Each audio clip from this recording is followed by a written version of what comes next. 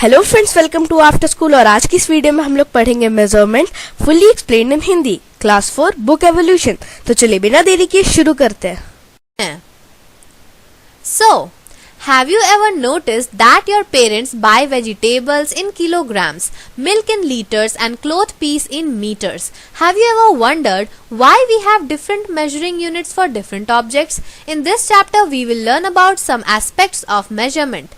तो क्या आप लोगों ने कभी नोटिस किया है कि जब आपके पेरेंट्स सब्जी खरीदते हैं तो वो किलोग्राम में खरीदते हैं, मिल्क खरीदते हैं तो लीटर में, और जब क्लोथ पीस खरीदते हैं तो वो मीटर में।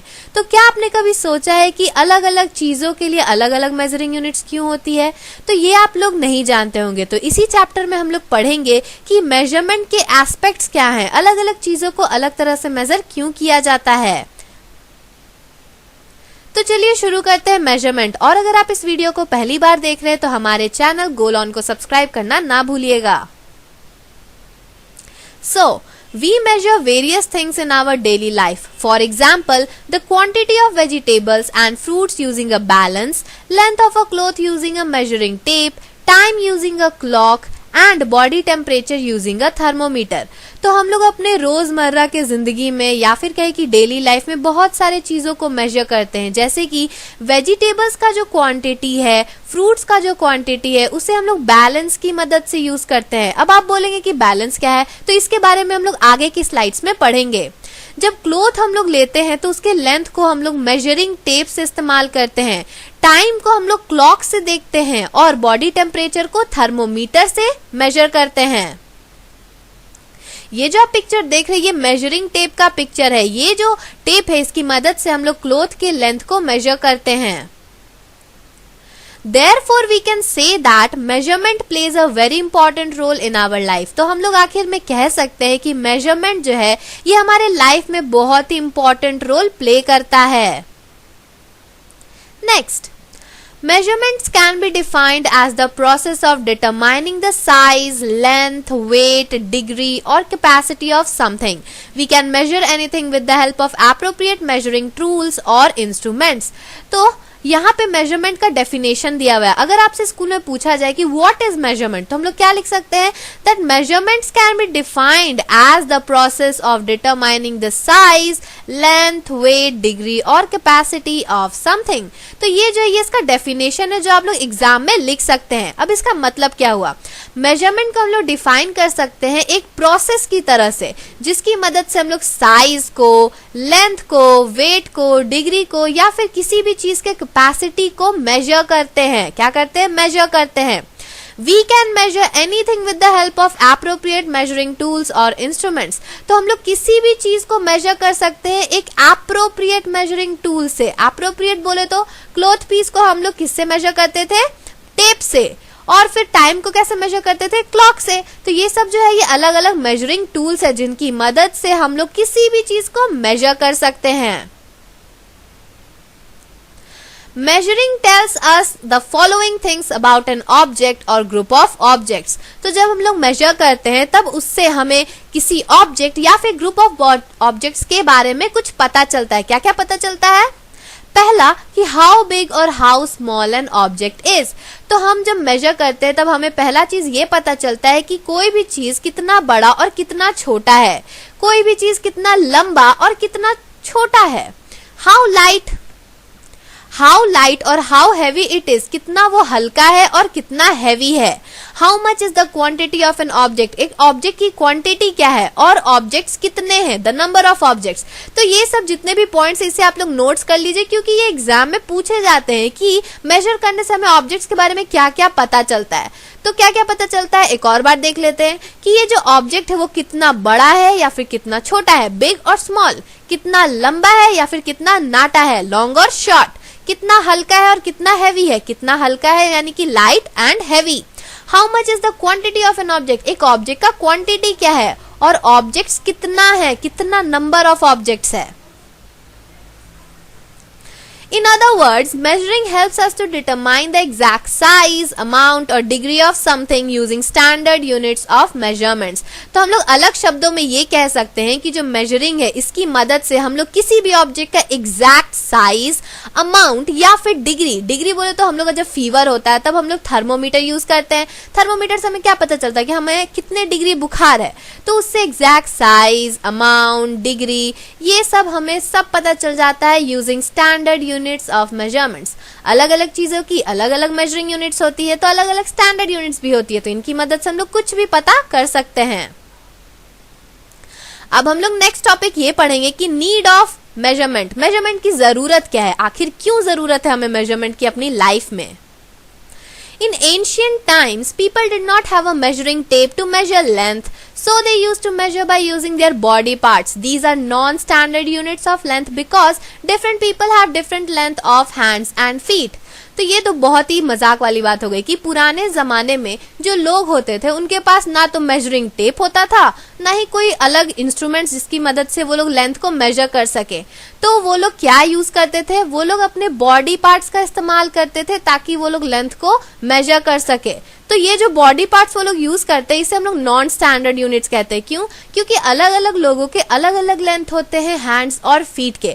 अब आप बच्चों के पैर को देखिएगा तो बहुत छोटा है, बड़ों के देखिएगा तो वो बहुत बड़ा है, तो आप कैसे उससे यूज करके मेजर कर सकते हैं. तो ये एक नॉन स्टैंडर्ड यूनिट है जो कि पुराने जमाने में इस्तेमाल होता था. One of the oldest units of measuring length is cubit. A cubit is the length of an arm from the tip of the finger to the elbow. A cubit varies in measurement due to different sizes of arms of different people. तो यहाँ पे बात किया जा रहा है एक सबसे पुराना यूनिट जो कि लेंथ को मेजर करने में इस्तेमाल किया जाता था. वो क्या है? क्यूबिट. ये बहुत इंपॉर्टेंट पॉइंट है, इसे आप लोग बुक में भी मार्क कर लीजिएगा कि ये एक इंपॉर्टेंट पॉइंट है कि ये सबसे पुराना यूनिट है लेंथ को मेजर करने का. अब ये क्यूबिट होता क्या है? क्यूबिट जो है length of an arm from the tip of the finger to the elbow. आप लोग सब जानते हैं कि एल्बो क्या होता है. एल्बो आप लोगों ने बचपन से पढ़ा होगा. तो हमारा जो फिंगर का टिप है, मिडिल फिंगर का ही ले लीजिए क्योंकि अधिकतर टाइम वही सबसे लंबा होता है. तो हमारा जो फिंगर का टिप है वहां से लेकर एल्बो तक जितने भी लेंथ होते हैं उसे हम लोग क्यूबिट कहते हैं. क्या कहते हैं? क्यूबिट. ये जो क्यूबिट होता है ये मेजरमेंट में वैरी करता है क्योंकि अभी मैंने बताया कि अलग अलग लोगों के अलग अलग साइज के आर्म होते हैं. किसी का छोटा होगा तो किसी का लंबा होगा. लंबा आदमी का लंबा आर्म होगा और जो नाटा होगा उसका छोटा आर्म होगा. तो ये अलग अलग लोगों पे डिफरेंस करता है. अब ये जो आप पिक्चर देख रहे हैं इससे आपको अच्छी तरह से समझ आ जाएगा कि क्यूबिट क्या होता है. ये जो पिक्चर है ये क्यूबिट का पिक्चर है. यहाँ पे जो लेंथ ऑफ टिप जो है, टिप ऑफ फिंगर, और ये एल्बो है. ये क्या है? एल्बो. तो यहाँ से लेकर यहाँ तक जो लेंथ है ये क्या है? ये 1 क्यूबिट है. क्यूबिट है, इसकी मदद से हम पुराने जमाने में लेंथ को मेजर किया जाता था.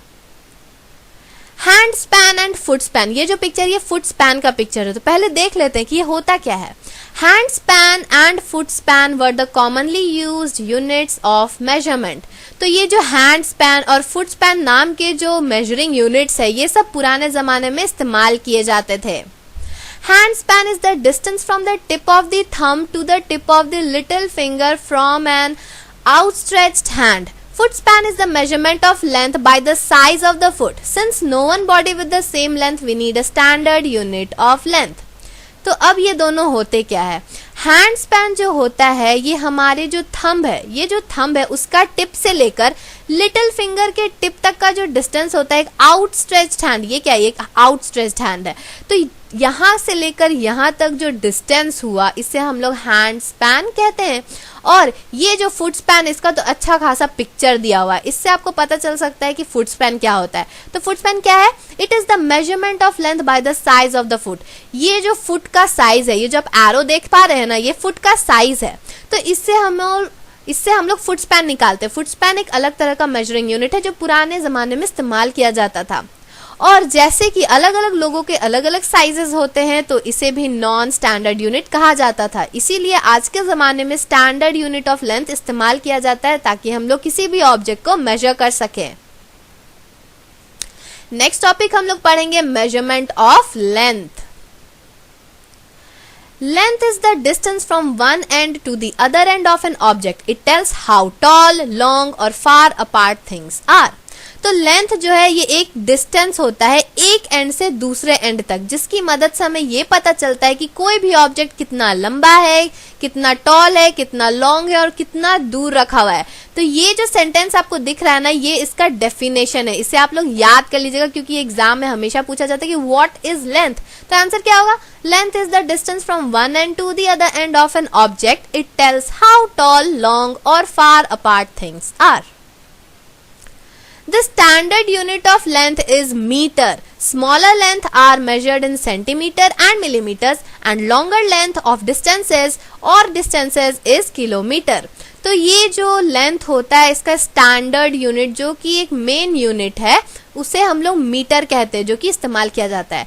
जो छोटे छोटे लेंथ होते हैं उसे हम लोग सेंटीमीटर और मिलीमीटर में मेजर करते हैं। ये भी बहुत इंपॉर्टेंट है जो हमेशा एग्जाम में पूछा जाता है। और जो लंबे लंबे लेंथ या फिर डिस्टेंसेस होते हैं उसे हम लोग किलोमीटर में इस्तेमाल करते हैं। तो इसे याद करिएगा आप। यहाँ से क्या क्या याद रख सकते हैं? पहला तो लेंथ का डेफिनेशन, दूसरा कि लेंथ का स्टैंडर्ड यूनिट क्या है? मीटर, तीसरा स्मॉलर लेंथ को हम लोग सेंटीमीटर और मिलीमीटर में इस्तेमाल करते हैं, और लंबे डिस्टेंसेस या लेंथ को किलोमीटर से इस्तेमाल करते हैं मेजर करने के लिए। तो इसे आप लोग याद कर लीजिएगा। ये जो आप पिक्चर देख रहे हैं ये किस चीज का पिक्चर है? एक स्केल का। तो वी यूजुअली यूज रूलर और मीटर रॉड और measuring tape to measure the length of an object. All these measuring tools have centimetres और इंचेस मार्क्ड ऑन देम। तो हम लोग ज्यादातर क्या इस्तेमाल करते हैं? रूलर। और ये जो पिक्चर है ये किस चीज का पिक्चर है? ये रूलर का पिक्चर है। रूलर, मीटर रॉड या फिर मेजरिंग टेप, जिसकी मदद से हम लोग किसी भी ऑब्जेक्ट के लेंथ को मेजर करते हैं। तो यहाँ पे पिक्चर सिर्फ रूलर का दिया हुआ है जिसमें 20 सेंटीमीटर तक मेजर किया हुआ है। All these measuring tools have centimetre और इंचेस मार्क्ड ऑन देम। तो ये बहुत इंपॉर्टेंट पॉइंट है कि ये जो रूलर होता है, मीटर रॉड होता है, मेजरिंग टेप होता है, इनमें जो मेजरिंग यूनिट्स जो होते हैं वो होते हैं सेंटीमीटर्स में या फिर इंचेस में। जैसे कि आप स्केल में देख सकते हैं ये जो 0, 1, 2, 3, 4 लेके 20 तक दिया हुआ है ना, ये सेंटीमीटर्स में, और यहाँ पे साफ सुथरा शब्द में लिखा है कि सेंटीमीटर में। अब ये देखिए ये एक डेटा दिया हुआ है जो बहुत इंपॉर्टेंट है। आपको पता है कि बुक में जो भी चीज दिया रहता है वो बहुत इंपॉर्टेंट होता है, कहीं से भी एग्जाम में क्वेश्चन पूछ देता है। तो ये भी बहुत इंपॉर्टेंट है कि 1 किलोमीटर में कितने मीटर्स होते हैं? 1000 मीटर। 1 मीटर में 100 सेंटीमीटर होते हैं और 1 सेंटीमीटर में 10 मिलीमीटर होते हैं। तो ये बहुत इंपॉर्टेंट डेटा है, इसे प्लीज याद कर लीजिएगा। नेक्स्ट हम लोग पढ़ेंगे a metre rod is use to measure the length of cloth materials by a cloth dealer. A measuring tape is used by tailor and a ruler is used to measure small things. तो metre rod जो है ये हम लोग किसी भी cloth बोले तो कपड़ा, इन सब के मटेरियल्स को मेजर करने के लिए, उसके लेंथ को मेजर करने के लिए इस्तेमाल करते हैं बाय अ क्लोथ डीलर। ये जो क्लोथ डीलर है ना, इसको अगर आप लोग सिंपल भाषा में बोले तो कपड़ा दुकान में जो आदमी बैठते हैं ना बेचने के लिए, उसे ही क्लोथ डीलर कहा जाता है। ठीक है, तो ये जो यूज करते हैं वो मीटर रॉड इस्तेमाल करते हैं जिनके मदद से वो लोग क्लोथ मटेरियल के लेंथ को मेजर करते हैं। ये तो हो गया फर्स्ट पॉइंट। दूसरा पॉइंट है a measuring tape is used by tailor. अगर आप टेलर के पास जाओगे तो उनके पास एक मेजरिंग टेप होगा जिससे वो लोग अच्छी तरह से नाप के, किसी भी आदमी का एक अलग साइज होता है, अलग अलग आदमी का अलग अलग साइज होता है, तो वो अलग अलग आदमी के साइज को मेजरिंग टेप से नापते हैं और उसी साइज का कपड़ा बनाते हैं। इसीलिए ज्यादातर टेलर यूज करते हैं। तीसरा पॉइंट है a ruler is use to measure small things. आपने स्कूल में भी रूलर का इस्तेमाल किया होगा, सारे बच्चे करते हैं, आप भी किए होंगे। तो वहां पे स्मॉल लेंथ, छोटे छोटे लेंथ को मेजर करने के लिए रूलर इस्तेमाल होता है। अभी मैंने आपको उसका पिक्चर भी दिखाया था कि वो एक स्केल होता है जिसमें इंचेस में दिए रहते हैं। तो ये जो है ये एक रूलर है आपका। आपने अभी इसका पिक्चर देखा था। तो हम लोग आगे बढ़ते हैं। नेक्स्ट टॉपिक है हमारा using a measuring tape. A measuring tape is a flexible ruler used to measure the length of an object. It is marked with numbers representing inches or centimeter. In a similar manner, a ruler is used to measure length. तो ये जो measuring tape होते हैं ये एक flexible ruler की तरह ही होते हैं जो कि किसी भी ऑब्जेक्ट के लेंथ को मेजर करने के लिए इस्तेमाल किए जाते हैं। इसमें भी नंबर्स मार्क होते हैं जो कि इंचेस या तो सेंटीमीटर्स में होते हैं। ये सिमिलर मैनर में, जैसे कि रूलर, अभी मैंने रूलर के बारे में बताया था, उसी तरह से मेजरिंग टेप भी है। लेकिन इसमें एक डिफरेंस ये है कि मेजरिंग टेप जो होता है ये फ्लेक्सिबल होता है, लेकिन रूलर जो है वो फ्लेक्सिबल नहीं होता। उसे अगर आप लोग मोड़ोगे ना तो वो टूट जाएगा। तो दोनों ही लेंथ ही को मेजर करने के लिए यूज किया जाता है। ये जो आप पिक्चर देख रहे हैं ना, ये मेजरिंग टेप का पिक्चर है। ये आप लोगों ने घर में देखा होगा या फिर जो घर बनाते हैं उनके हाथों में तो जरूर देखा होगा। नेक्स्ट टॉपिक हम लोग पढ़ेंगे measurement of mass. Mass is defined as the amount of matter an object contains. We have seen a vegetable vendor weighing fruits or vegetables using a beam balance. Similarly, we have also seen electronic balances in many shops, especially supermarkets. We use gram, g and kilogram, kg for measuring weights.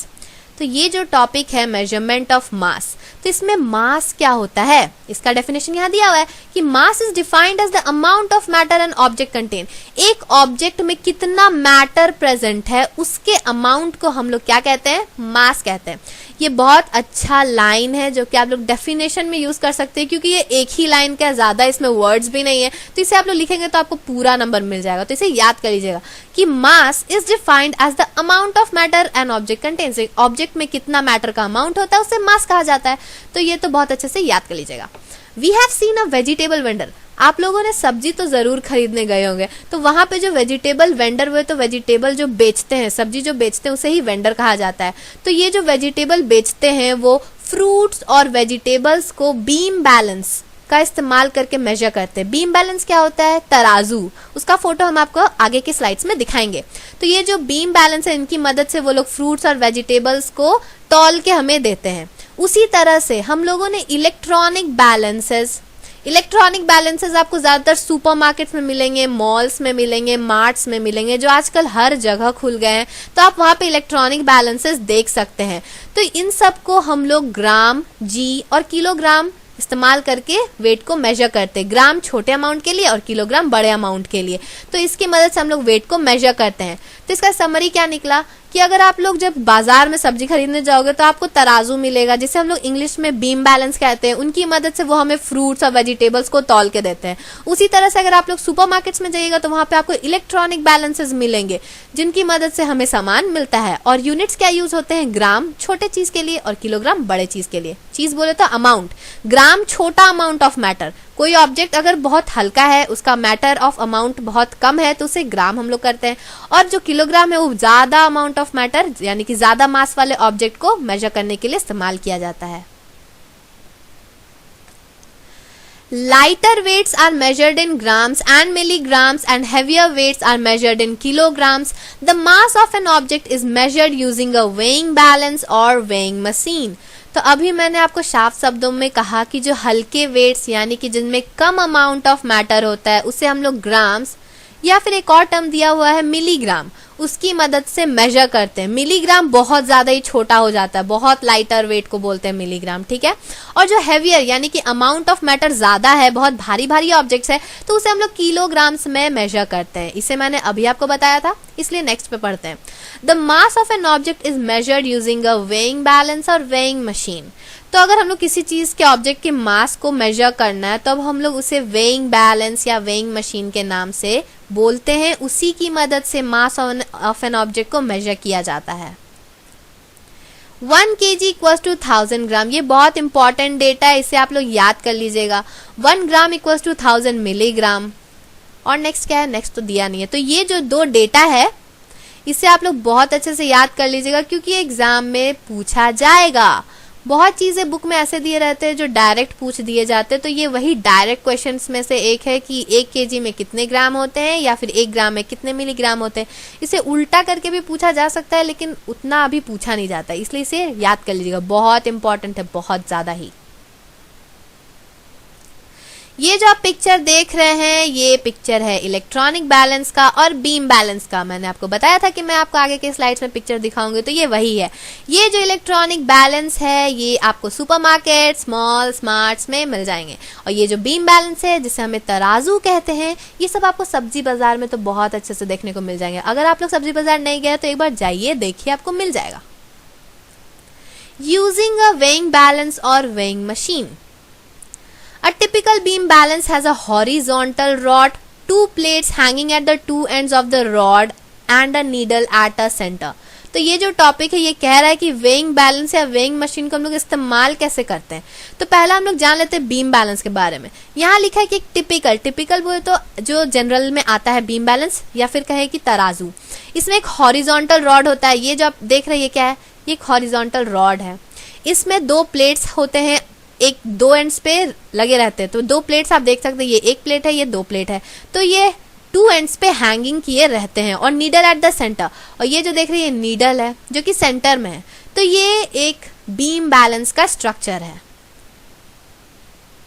Weighing machine are usually used to take weight of the individuals or big and heavy objects. Before placing an object on the weighing machine, we should ensure that the needle of the machine is on 0.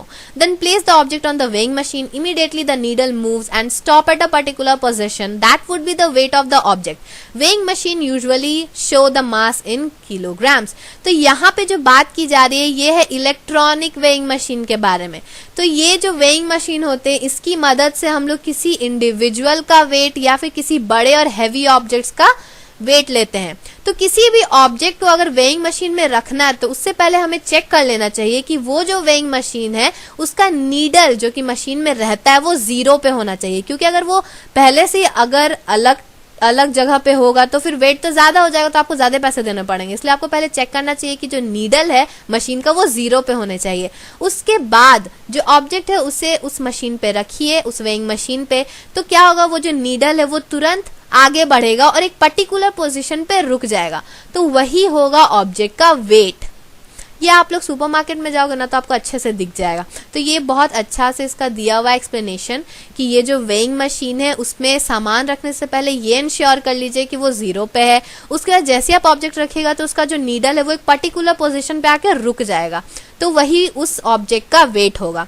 Weighing machine usually show the mass in kilograms. तो weighing machine में जो आपको मास दिखेगा ना उसे आप लोग kilograms में ले सकते हो क्योंकि वो किलोग्राम्स में ही बताता है। इसी की यही मेजरिंग यूनिट है जो कि उस मशीन में होता है। नेक्स्ट टॉपिक हम लोग पढ़ेंगे measuring of capacity.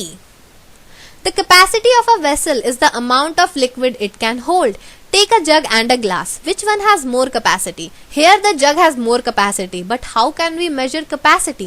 We use different units for measuring capacity. Liter, L is used to standard unit for measuring capacity and smaller amount are measured in milliliter. तो यहाँ पे बात की जा रही है कि हम लोग कैपेसिटी को कैसे मेजर कर सकते हैं।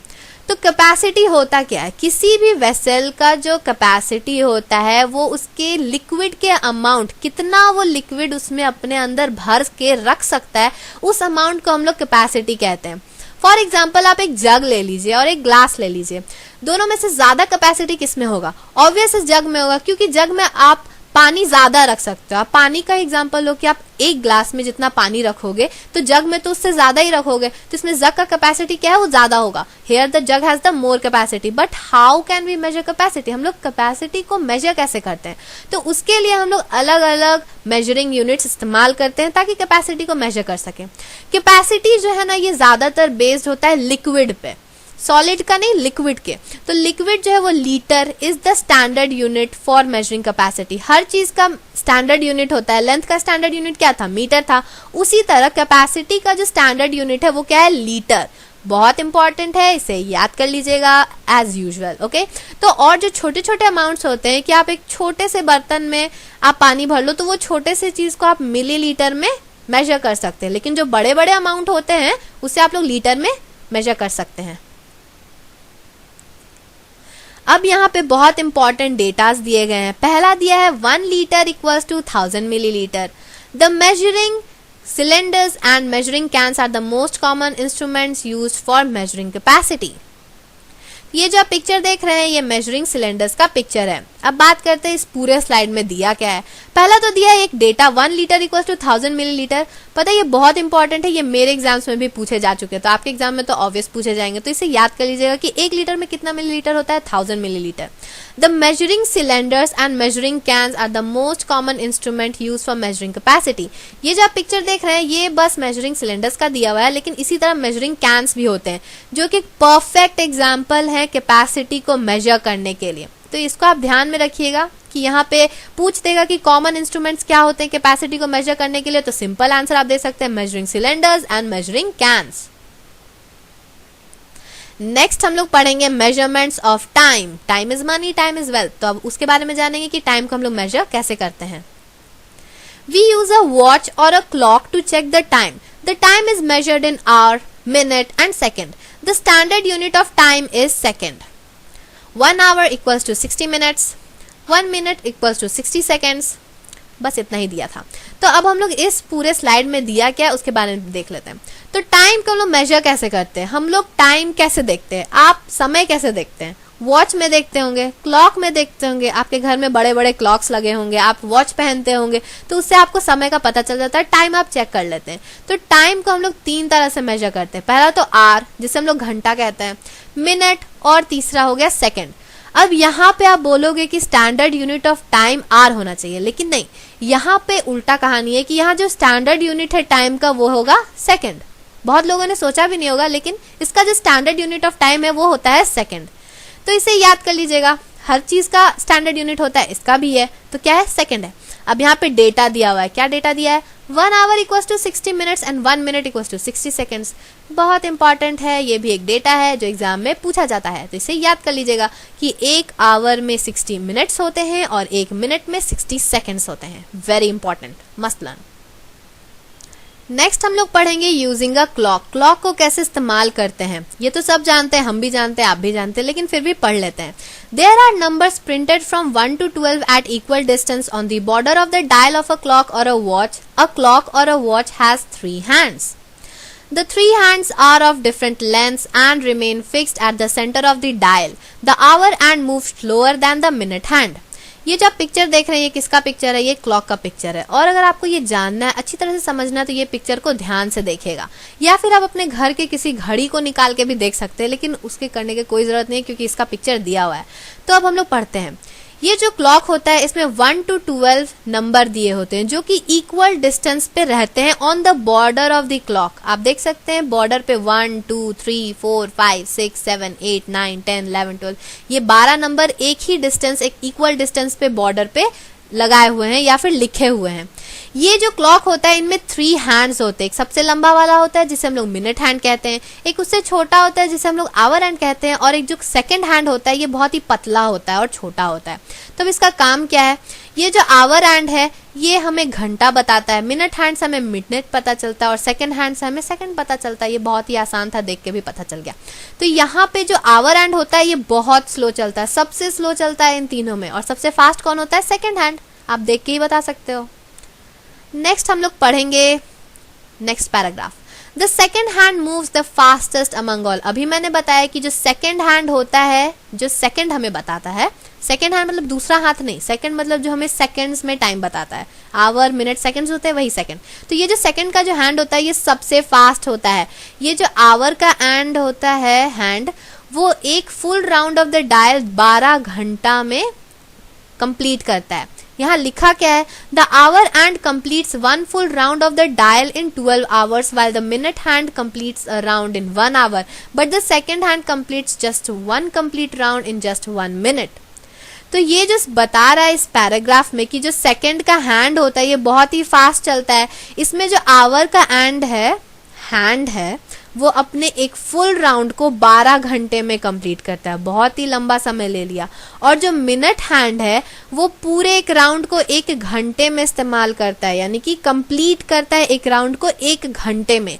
लेकिन जो सेकंड हैंड है वो एक राउंड को सिर्फ 1 ही मिनट में कंप्लीट कर देता है। तो इसे हम लोग समराइज कैसे कर सकते हैं कि जो आवर का हैंड है वो 12 घंटे में एक राउंड कंप्लीट करता है, मिनट का हैंड जो है वो 1 घंटे में एक राउंड कंप्लीट करता है, और जो सेकंड का हैंड है वो 1 मिनट में कंप्लीट करता है। बहुत इंपॉर्टेंट है, इसे याद कर लीजिएगा। नेक्स्ट हम लोग टॉपिक पढ़ेंगे मेजरमेंट ऑफ टेम्परेचर। टेम्परेचर को कैसे मेजर किया जाता है। You must have heard in a weather news bulletin about a day's temperature being 14 or 15 degrees Celsius. What do you understand by temperature? तो ये जो आप पिक्चर देख रहे हैं ये एक थर्मोमीटर का पिक्चर है। इस वीडियो के स्टार्टिंग में ही मैंने आपको बताया था कि टेम्परेचर को हम लोग थर्मोमीटर से मेजर करते हैं। तो आप लोगों ने न्यूज में देखा होगा, वेदर न्यूज रिपोर्ट में या फिर बुलेटिन में, कि आज दिन का टेम्परेचर क्या है, 14 डिग्री है, 15 डिग्री है, या फिर कम है या फिर ज्यादा है, सब हमें वेदर न्यूज में पता चलता है। ये कैसे पता चलता है? टेम्परेचर का मतलब क्या होता है, इसे समझने से पहले हम लोग थर्मोमीटर के बारे में जान लेते हैं। ये जो थर्मोमीटर है ये उसका स्ट्रक्चर है। यहाँ पे आप जो पीला रंग का देख रहे हैं ये क्या है? थ्रेड है। ये बल्ब है, इसे बल्ब कहा जाता है। और यहाँ पे मरकरी प्रेजेंट होता है। क्या प्रेजेंट होता है? मरकरी। वेरी इंपॉर्टेंट, याद कर लीजिएगा। The measure of hotness or coldness of an object in degrees is called its temperature. Temperature is measured in Celsius or Fahrenheit, Kelvin. It is the standard unit of measurement of temperature. यहाँ पे ये कहा जा रहा है कि जो temperature होता है इसका डेफिनेशन दिया है कि किसी भी ऑब्जेक्ट का हॉटनेस या कोल्डनेस, कोई भी ऑब्जेक्ट कितना गर्म है, कितना ठंडा है, इन डिग्रीज, उस मेजरमेंट को हम लोग क्या कहते हैं? टेम्परेचर कहते हैं। तो यहाँ पे सीधा सीधा डेफिनेशन दिया है, आपको याद कर लेना है क्योंकि ये एग्जाम में पूछा जाता है व्हाट इज टेम्परेचर। तो आप लिख सकते हैं द मेजर ऑफ हॉटनेस और coldness of an object in degrees. ये तो मत भूलिएगा क्योंकि हम लोग टेम्परेचर को डिग्रीज में ही मेजर करते हैं, तो इसे टेम्परेचर कहा जाता है। टेम्परेचर को हम लोग 3 तरह से मेजर करते हैं, Celsius, degree C, Fahrenheit, degree F, Kelvin which is K. और इसमें जो केल्विन है ये मेजरमेंट ऑफ टेम्परेचर का स्टैंडर्ड यूनिट है। सबका स्टैंडर्ड यूनिट होता है, टेम्परेचर का भी स्टैंडर्ड यूनिट है, क्या है? Kelvin. To check our body temperature we use a thermometer. अभी मैंने आपको थर्मोमीटर का स्ट्रक्चर दिखाया था। तो अपने बॉडी के टेम्परेचर को, जब हमें फीवर होता है तो हमारे मम्मी पापा क्या करते हैं? थर्मोमीटर लगा के देखते हैं कि हमारा टेम्परेचर कैसा है ना। तो आप थर्मोमीटर को देखे होंगे। ये सब हमारे बॉडी के टेम्परेचर को मेजर करने के लिए इस्तेमाल किया जाता है। नेक्स्ट टॉपिक है यूजिंग अ थर्मोमीटर। थर्मोमीटर को इस्तेमाल किया कैसे जाता है? Clinical thermometer is used to measure the body temperature. It has 2 temperature scales, Fahrenheit and Celsius. तो यहाँ पे फिर से थर्मोमीटर का डायग्राम दिया हुआ है। तब हम लोग जानते हैं कि थर्मोमीटर को इस्तेमाल कैसे करते हैं। क्लिनिकल थर्मोमीटर, ये जो आप थर्मोमीटर देख रहे हैं ना, ये क्लिनिकल थर्मोमीटर है। वैसे तो आजकल मार्केट में डिजिटल थर्मोमीटर भी आ गया है, आप लोगों ने शायद देखा होगा, लेकिन अभी हम लोग यहाँ पे क्लिनिकल थर्मोमीटर का बात करेंगे। तो ये जो क्लिनिकल थर्मोमीटर होता है ये हमारे बॉडी के टेम्परेचर को मेजर करने के लिए इस्तेमाल किया जाता है। हमारा बॉडी कितना गर्म है, कितना ठंडा है, ये सब मेजर करने के लिए हम लोग क्लिनिकल थर्मोमीटर का इस्तेमाल करते हैं। मत भूलिएगा इसका नाम है क्लिनिकल थर्मोमीटर, ठीक है। It has 2 temperature scales. इसके 2 टेम्परेचर स्केल्स होते हैं। इसमें केल्विन आप लोग मेजर नहीं कर सकते, आप लोग फ़ारेनहाइट या फिर सेल्सियस को मेजर कर सकते हैं, ठीक है। फिर से बता देते हैं, ये जो आप येलो लाइन देख रहे हैं ये थ्रेड है, ये ऊपर वाला हिस्सा बल्ब है और यहाँ पे मरकरी प्रेजेंट होता है। Okay, understood, fine. A thermometer has a bulb at the tip. मैंने आपको स्ट्रक्चर बताया, वही यहाँ पे अच्छे शब्दों में लिखा हुआ है। A thermometer has a bulb at the tip which contains silver colored mercury. Before using a thermometer we should ensure that it is cleaned with water or spirit and that the mercury is in the bulb only. तो यहाँ पे क्या दिया है कि जो thermometer है उसमें सबसे आगे में क्या प्रेजेंट होता है? बल्ब होता है। क्या इसका डायग्राम दिया है? नहीं दिया है। इसका डायग्राम अभी हम लोगों ने देखा था कि सबसे आगे क्या दिया रहता है? बल्ब दिया रहता है। इसको आप लोग देख लीजिए। तो यहाँ पे बोल रहा है कि जो थर्मोमीटर है उसके टिप पे क्या प्रेजेंट होता है? बल्ब, जहाँ पे सिल्वर कलर का मरकरी, आप जो सिल्वर कलर देख रहे थे ना वो मरकरी था। क्या था? मरकरी। तो एक थर्मोमीटर को इस्तेमाल करने से पहले हमें ये इंश्योर कर लेना है, याद रखना है कि उसे वाटर या फिर स्पिरिट से क्लीन किया गया हो, साफ सुथरा हो, and that the mercury is in the bulb only, और जो मरकरी है वो सिर्फ बल्ब वाले पार्ट में प्रेजेंट हो। तो ये बहुत इंपॉर्टेंट बात है, ये आपके डेली लाइफ में भी यूज हो सकता है और आप इसे एग्जाम में भी लिख सकते हैं अगर पूछा जाए तो। The thermometer is placed in the armpit or below the tongue for 2 minutes. Remove the thermometer carefully without touching the bulb. The mercury rises in the thread that runs in the middle of the thermometer. Hold it at an eye level to read the temperature. The point where the mercury reaches indicates the body temperature. तो इसे अब हम लोग इस्तेमाल कैसे करते हैं? जो थर्मोमीटर है ना उसे आर्मपिट या फिर आपकी टंग के नीचे 2 मिनट के लिए रखा जाता है। आर्मपिट जान रहे किसे कह रहे हैं? आर्म के बीचों बीच। तो आप लोग गूगल में भी सर्च कर सकते हैं या फिर आप लोगों ने बचपन में पढ़ा ही होगा कि आर्मपिट किसे कहा जाता है। तो आर्मपिट में या फिर टंग के नीचे 2 मिनट के लिए रखा जाता है। उसके बाद थर्मोमीटर को हटाया जाता है और बिना बल्ब को टच किए, जो बल्ब वाला पार्ट होता है ना उसे टच नहीं करना है। उसके बाद जो मर्क्यूरी, जो कि उस थ्रेड में येलो कलर का थ्रेड था ना उसमें भी मर्क्यूरी प्रेजेंट होता है, तो जो मर्क्यूरी है वो थर्मोमीटर के मिडिल पे रन करता है, मतलब कि मिडिल पे एक ऐसे पॉइंट पे चल जाता है जो कि आपके बॉडी के टेम्परेचर को बताता है। बॉडी का जितना टेम्परेचर होगा वो उतना ऊपर जाता है, ये जो मर्क्यूरी है वो थ्रेड में उतना ऊपर जाता है। उसे आप लोग आई लेवल, आंखों के सामने रखिए ताकि आप लोग टेम्परेचर को अच्छी तरह से रीड कर पाए। उसके बाद आपको पता चल जाएगा कि जिस पॉइंट पे मर्क्यूरी रुका है वही हमारे बॉडी का टेम्परेचर है। अगर मर्क्यूरी जो है वो 98 पे रुका है तो आपके बॉडी का टेम्परेचर 98 है, या फिर 101 यानी कि 101 पे अगर रुका है तो आपको फीवर है यानी कि आपका बॉडी का टेम्परेचर ज्यादा है। तो इस तरह से हमें थर्मोमीटर का यूज पता चल गया। Thermometer, a normal body temperature of a human body is 37 degree Celsius और 98.6 डिग्री फ़ारेनहाइट। ये बहुत इंपॉर्टेंट डेटा है, इस चैप्टर में हमें बहुत सारे डेटाज मिल रहे हैं, तो आप इसे प्लीज कॉपी में नोट कर लीजिए क्योंकि ये बहुत इंपॉर्टेंट है। एग्जाम में पूछेंगे, फिल इन द ब्लैंक्स पे या फिर एमसीक्यूज में भी पूछ सकते हैं कि एक नॉर्मल बॉडी टेम्परेचर, हम लोग जो ह्यूमन बींग है हमारे बॉडी का नॉर्मल टेम्परेचर क्या है। तो 2 ठो तो आपको यूनिट्स दिख रहे हैं, डिग्री सी, डिग्री एफ यानी कि सेल्सियस और फ़ारेनहाइट। सेल्सियस में हमारे बॉडी का टेम्परेचर है नॉर्मल 37 और फ़ारेनहाइट में हमारे बॉडी का टेम्परेचर है 98.6 डिग्री, तो एक नॉर्मल बॉडी टेम्परेचर है। ओके, तो ये बहुत इंपॉर्टेंट डेटा है, प्लीज याद कर लीजिए और अपने कॉपी में तो जरूर लिख लीजिए, वेरी इंपॉर्टेंट। ओके, तो ये था पूरा खत्म हो गया इस चैप्टर मेजरमेंट का एक्सप्लेनेशन। और अगर आपको इसी तरह और भी चैप्टर्स के एक्सप्लेनेशन चाहिए प्लीज हमारे चैनल को सब्सक्राइब कर लीजिए और बेल आइकन दबाना ना भूलिएगा क्योंकि हम लोग रोज नए नए वीडियोस डालते हैं अलग अलग चैप्टर्स के, तो आपका सिलेबस भी खत्म हो जाएगा। और प्लीज प्लीज प्लीज सब्सक्राइब करना बिल्कुल मत भूलिएगा, ये बहुत इंपॉर्टेंट है। Okay, so if you want the explanation of next chapter please subscribe our channel and press the bell icon. And thanks for watching, and if you like this video don't forget to like, subscribe and share। तो अगर आपको ये video अच्छी लगी हो तो please like कर दीजिएगा, और नहीं अच्छी लगी हो या फिर आपको कोई और डेटा चाहिए, इन्फॉर्मेशन चाहिए, कोई और चैप्टर का एक्सप्लेनेशन चाहिए, प्लीज़ हमें कमेंट करके ज़रूर बताइएगा। अगले दिन हम लोग आपके वीडियो को ज़रूर पोस्ट करेंगे। So share to your friends. Thank you, subscribe please, bye bye.